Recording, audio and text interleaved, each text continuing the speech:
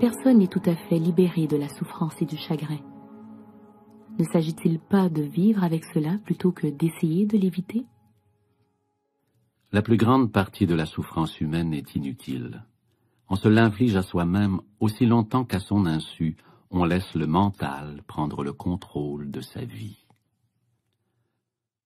La souffrance que vous créez dans le présent est toujours une forme de non-acceptation, de résistance inconsciente à ce qui est. Sur le plan de la pensée, la résistance est une forme de jugement. Sur le plan émotionnel, c'est une forme de négativité. L'intensité de la souffrance dépend du degré de résistance au moment présent, et celle-ci, en retour, dépend du degré d'identification au mental. Le mental cherche toujours à nier le moment présent et à s'en échapper. Plus on est à même de respecter et d'accepter le moment présent, plus on est libéré de la douleur, de la souffrance et du mental. Pourquoi le mental a-t-il tendance à nier l'instant présent ou à y résister? Parce qu'il ne peut fonctionner et garder le contrôle sans le temps, c'est-à-dire sans le passé et le futur. Il perçoit donc l'intemporel instant présent comme une menace. En fait, le temps et le mental sont indissociables. Imaginez la Terre dépourvue de toute vie humaine et n'abritant que plantes et animaux. Y aurait-il encore un passé et un futur? Parler du temps aurait-il encore un sens? Bien sûr, pour fonctionner en ce monde, nous avons besoin du mental ainsi que du temps. Mais vient un moment où ils prennent le contrôle de notre vie, et c'est alors que s'installe le dysfonctionnement, la souffrance et le chagrin. Pour assurer sa position dominante, le mental cherche continuellement à dissimuler l'instant présent derrière le passé et le futur. Par conséquent, lorsque la vitalité et le potentiel créatif infini de l'être, indissociable du moment présent, sont jugulés par le temps, votre nature véritable est éclipsée par le mental. Une charge de temps de plus en plus lourde s'accumule sans cesse dans l'esprit humain.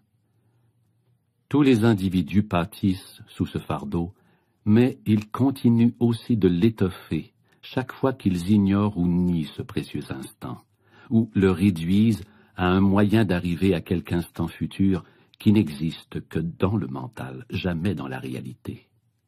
L'accumulation de temps dans le mental humain, collectif et individuel, comporte également en quantité immense des résidus de souffrance passée.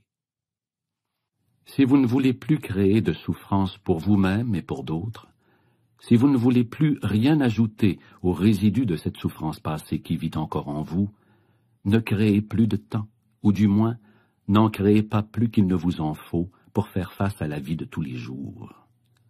Comment cesser de créer du temps? Prenez profondément conscience que le moment présent est toujours uniquement ce que vous avez. Faites de l'instant présent le point de mire principal de votre vie. Tandis qu'auparavant vous habitiez le temps et accordiez de petites visites à l'instant présent, faites du maintenant votre lieu de résidence principal et accordez de brèves visites au passé et au futur lorsque vous devez affronter les aspects pratiques de votre vie. Dites toujours oui au moment présent, dites oui à la vie, et vous la verrez soudainement se mettre à fonctionner pour vous plutôt que contre vous. L'instant présent est parfois inacceptable, désagréable ou affreux. Quoi que vous réserve le présent, acceptez-le comme si vous l'aviez choisi. Allez toujours dans le même sens que lui et non à contresens. Faites-vous-en un ami et un allié et non un ennemi. Cela transformera miraculeusement toute votre vie. Tant que vous êtes incapable d'accéder au pouvoir de l'instant présent, chaque souffrance émotionnelle que vous éprouvez laisse derrière elle un résidu. Celui-ci fusionne avec la douleur du passé qui était déjà là et se loge dans votre mental et dans votre corps. Bien sûr, cette souffrance comprend celle que vous avez éprouvée enfant, causée par l'inconscience du monde dans lequel vous êtes né. Cette souffrance accumulée est un champ d'énergie négative qui habite votre corps et votre mental. Il s'agit du corps de souffrance émotionnelle. Il a deux modes d'être, latent et actif. Un corps de souffrance peut être latent 90% du temps. Chez une personne profondément malheureuse, cependant, il peut être actif tout le temps. Certaines personnes vivent presque entièrement dans leur corps de souffrance, tandis que d'autres ne le ressentent que dans certaines situations, par exemple dans les relations intimes, ou les situations rappelant une perte ou un abandon survenu dans leur passé, au moment d'une blessure physique ou émotionnelle. N'importe quoi peut servir de déclencheur, surtout ce qui fait écho à un scénario douloureux de votre passé. Lorsque le corps de souffrance est prêt à sortir de son état latent, une simple pensée ou une remarque innocente d'un proche peuvent l'activer. Comment survient la peur? Et pourquoi y en a-t-il tant dans la vie des gens? La peur semble avoir bien des causes, une perte, un échec, une blessure, etc. Mais en définitive, toute peur revient à la peur qu'a l'ego de la mort, de l'anéantissement. Pour l'ego, la mort est toujours au détour du chemin. Dans cet état d'identification au mental, la peur de la mort se répercute sur chaque aspect de votre vie. Par exemple, même une chose apparemment aussi insignifiante et normale que le besoin compulsif d'avoir raison et de vouloir donner tort à l'autre, en défendant la position mentale à laquelle vous vous êtes identifié, est due à la peur de la mort. Si vous vous identifiez à cette position mentale et que vous ayez tort, le sens de votre moi, qui est fondé sur le mental, est sérieusement menacé d'anéantissement.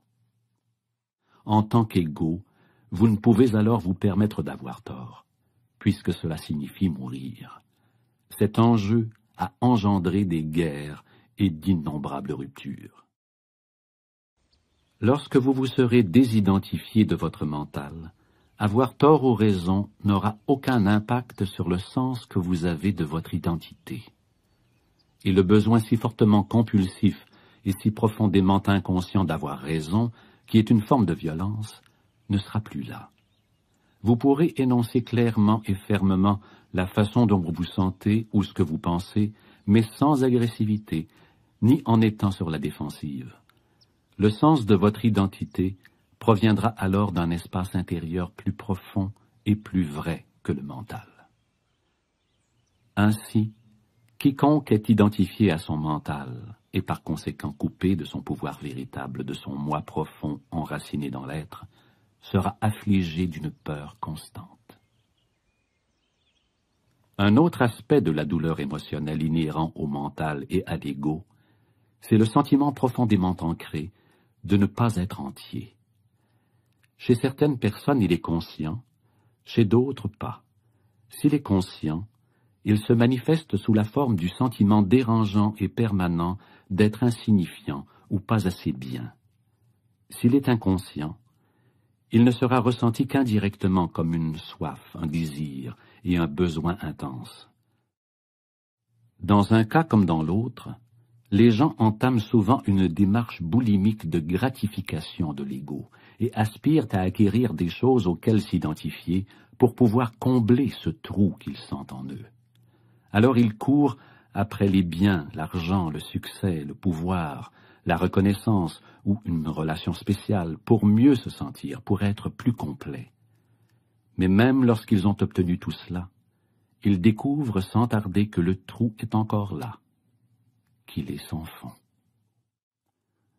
L'ego cherche à s'identifier à des objets extérieurs, les biens matériels, le statut social, la reconnaissance sociale, les connaissances et l'éducation, l'apparence physique, les aptitudes particulières, les relations, l'histoire personnelle et familiale, les systèmes de croyances et souvent aussi les formes d'identification collective, qu'elles soient d'ordre politique, nationaliste, racial, religieuse ou autre.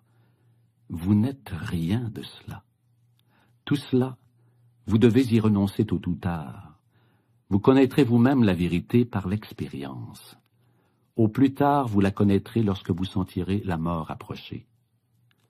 La mort vous dépouille de tout ce qui n'est pas vous. Le secret de la vie, c'est de mourir avant de mourir et de découvrir que la mort n'existe pas.